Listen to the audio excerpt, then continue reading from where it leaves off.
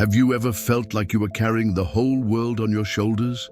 You wake up tired, even before the day begins. Bills piling up on the table. The heavy silence of a relationship that is falling apart. Bad news that just won't stop coming. And inside, that knot in your chest that suffocates you. We've all been there. Moments when life feels like a raging storm, when there seems to be no break, and every step feels heavier than the last. In those moments, the mind screams, "I can't take this anymore." But there's a key that can turn it all around. A simple choice that completely transforms the way we face problems. Trusting God. And when I say trust, I don't mean a pretty phrase we say to make ourselves feel better. I'm talking about something much deeper, a real surrender, a conviction that there is a greater plan, even when our eyes can only see chaos. The Bible in Philippians 4:6-7 reminds us, "Do not be anxious about anything, but in everything, by prayer and petition, with thanksgiving, present your requests to God, and the peace of God, which transcends all understanding, will guard your hearts and your minds in Christ Jesus." This peace is not the absence of problems. It is the presence of God in the midst of the storm. It's like being on a boat tossed by the waves, yet knowing the captain is skilled and will never let you sink. Trusting God doesn't mean understanding every why. It means resting in the fact that He is in control. And His plan, though invisible now, is good. And believe me, this trust can completely transform the way you deal with pain, anxiety, and even the fear that tries to steal your peace. Trusting. God is not an abstract concept nor a nice phrase on a religious calendar. It is a daily decision.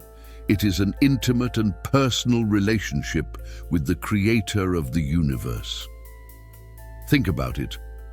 When you board a plane, you don't walk into the cockpit to check the pilot's credentials. You simply sit down, fasten your seatbelt, and trust that he knows what he's doing. Even through turbulence, you don't rush to take control of the plane.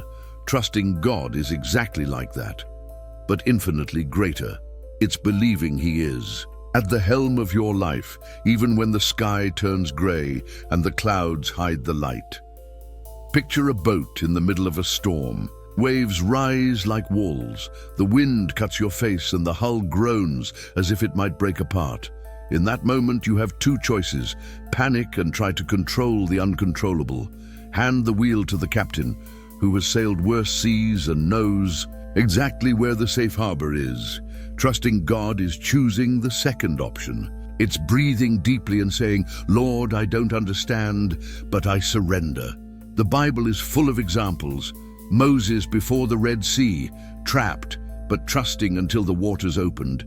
David, a frail boy facing a giant feared by all, but convinced that God was greater than any sword or armor. These stories aren't just ancient legends. They are living reminders that when we place our trust in God, He gives us courage we could never summon on our own. But you might wonder, okay, but how do I actually develop this trust in my real life, with bills, problems, and pain? The answer starts with something simple: prayer. Prayer is not a cold ritual, nor just a list of requests. It is conversation. It is opening your heart without masks, crying when strength runs out, thanking when everything feels scarce. Above all, it is also listening, not just talking, but learning to hear Him. And in that dialogue, trust begins to grow. With each surrender, a weight falls off your shoulders. With each prayer, a little of His peace takes the place where anxiety once lived. There is a secret hidden in the chaos that few discover: gratitude.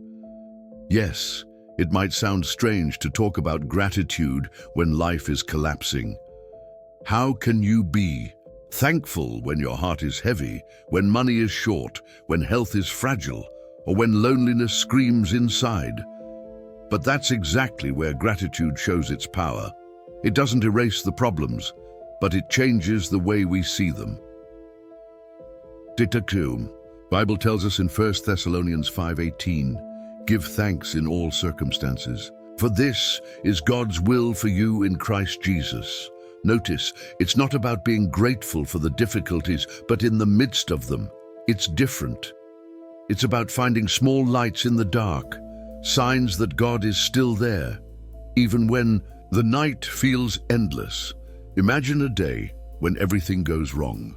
You come home exhausted, frustrated, and your mind can only replay what failed.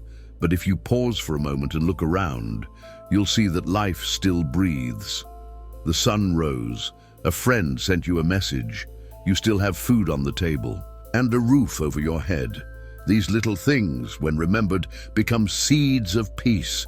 Gratitude doesn't deny pain, but it weakens its grip on us. It's like opening a window in a suffocating room. The problem doesn't vanish, but fresh air enters, and suddenly it's bearable. And when we give thanks, we're really saying to God, I trust that you are taking care of me even when I don't understand. Gratitude is faith in action. The more we practice it, the more we realize we were never as alone as we thought. Trusting God is not just a feeling, it's a decision that shows up in action. And the greatest proof of that, trust is obedience. Obedience to God often defies logic. It may feel difficult, even irrational. But it's in those very moments that faith is truly tested.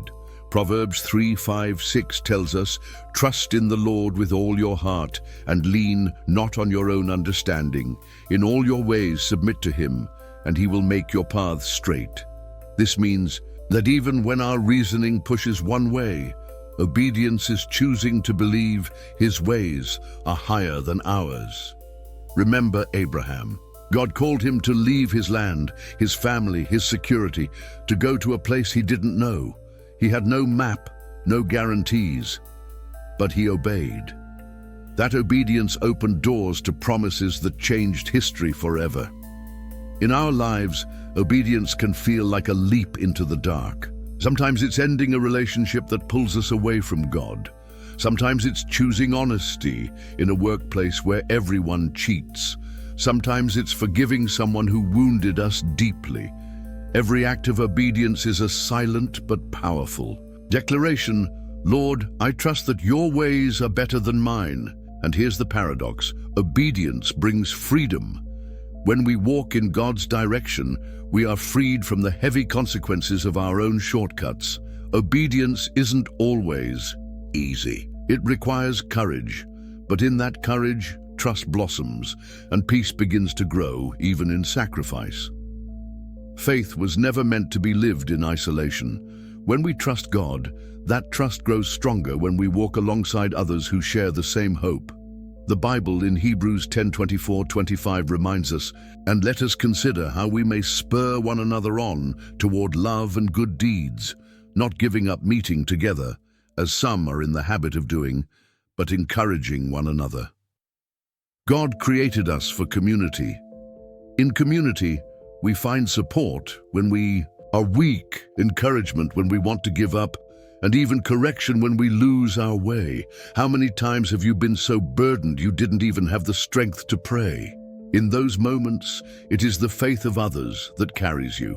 A friend's prayer, a word at just the right time, an embrace that silently says, you don't have to carry this alone.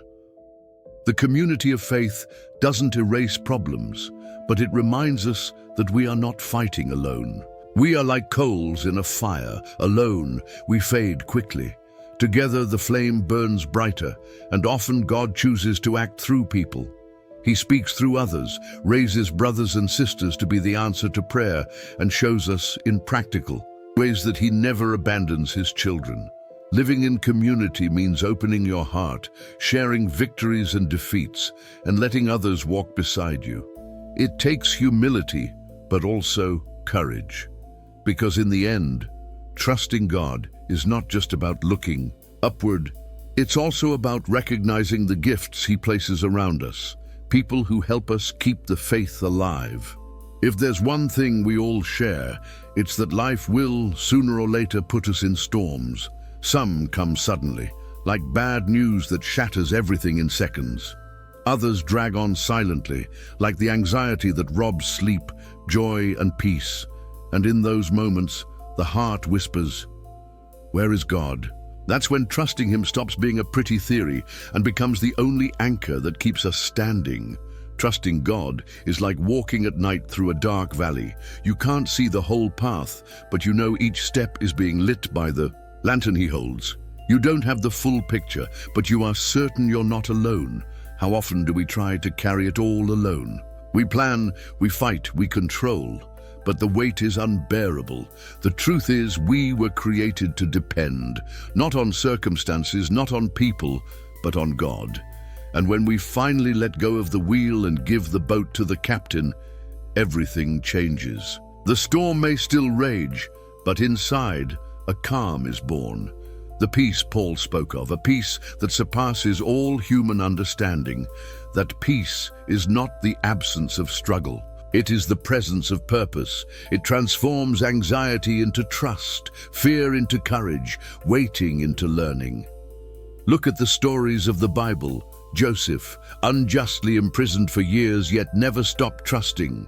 And in time, his suffering became redemption for an entire nation.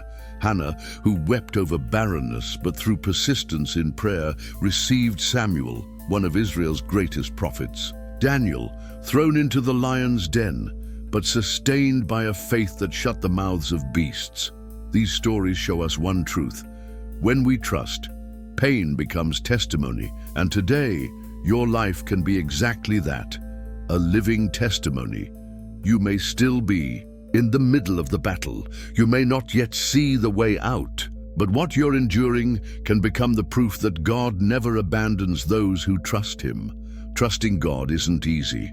It requires faith when everything looks lost, patience when time drags on, gratitude when all you see is scarcity, obedience when your heart craves shortcuts, humility to ask for help and walk in community. But in the end, trusting God is the only choice that frees us from the fear of living. So today, I invite you to make that choice. Take a deep breath. Close your eyes. Hand Him the weight in your heart, the debts, the pain, the loneliness, the uncertainty about tomorrow. Say out loud, even with tears, "Lord, I trust You," and believe that even if your circumstances don't change right away, something inside you will. Because trusting God doesn't just transform situations, it transforms you. And when you change, everything around you begins to change too. The storm is not the end of your story. It can be the beginning of a powerful testimony. Trust. Wait. Be grateful, obey, walk with others, and discover that in the end, it was never you holding on to God. It was Him holding on to you all along.